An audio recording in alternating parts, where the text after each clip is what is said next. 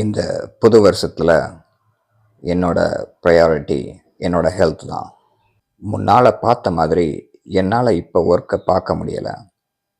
இப்போவே இவ்வளவு மருந்துகளை டிபெண்ட் பண்ணி இருந்தால் காம்பவுண்ட் பிரின்சிபல் படி மருந்துகள் அதிகமாகத்தானே செய்யணும். நம்மளோட லைஃப் ஸ்டைலில் பிரச்சனை இருந்தது அப்படின்னா எவ்வளவுதான் விலை உயர்ந்த மருந்து மாத்திரைகளை எடுத்துக்கிட்டாலும் அது பூரண குணம் கொடுக்கறதில்ல. சரியான லைஃப் ஸ்டைல் ஒருத்தருக்கு இருந்தது அப்படின்னா அவருக்கு மருந்து மாத்திரைகள் தேவைப்படுறதில்ல. சரியான எக்ஸசைஸை ப்ராக்டிஸ் பண்ணணும். ரொம்ப கஷ்டமாகவும் இருக்கக்கூடாது. மசில்ஸை டைட் பண்ணி இரத்த ஓட்டத்தை குறைக்கிற மாதிரியும் இருக்கக்கூடாது. பயிற்சி சிம்பிளாகவும் இருக்கணும். உடம்புக்கு ஆரோக்கியம் தரக்கூடியதாகவும் இருக்கணும். இப்படி ஒரு பயிற்சியை நான் எங்கே போய் கற்றுக்கிறது? எனக்கான சொல்யூஷன் எங்கே இருக்குது? சரியான லைஃப் ஸ்டைல் அப்படின்னு வரும்போது அது உணவு முறையாக இருக்கட்டும், சரியான உறக்கமாக இருக்கட்டும், உடற்பயிற்சிகள், நேர்மறையான எண்ணங்கள், இப்படின்னு நிறைய விஷயங்கள் இருக்குது. இதை ஒரு ஃபார்முலாவாக சொல்லணும் அப்படின்னா 5 அளவு முறை அப்படின்னு வேதாத்ரி மகரிஷி சொல்லுவாங்க.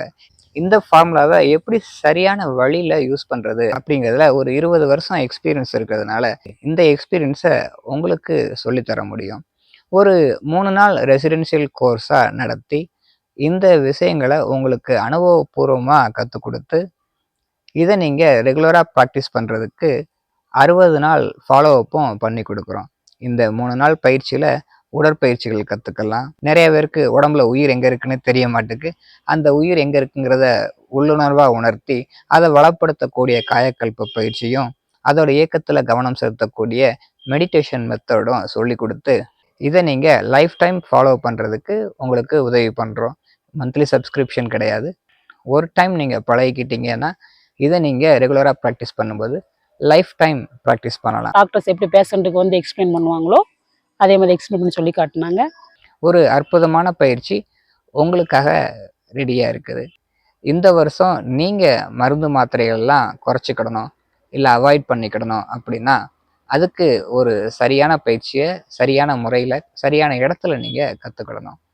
வாழ்க வளமுடன்.